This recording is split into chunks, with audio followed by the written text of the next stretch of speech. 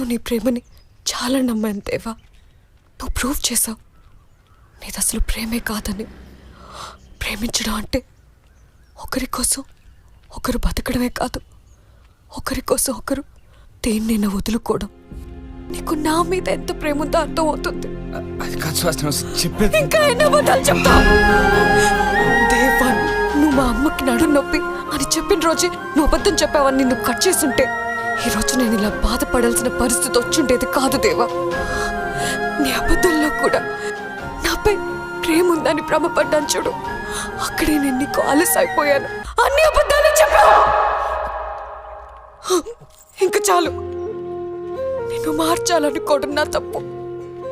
నీతో కలిసి చచ్చేంత ప్రేమ నాలో ఉంది, కానీ నాతో కలిసి బతకాలన్న ఆలోచన నీలో లేదు. I hate you.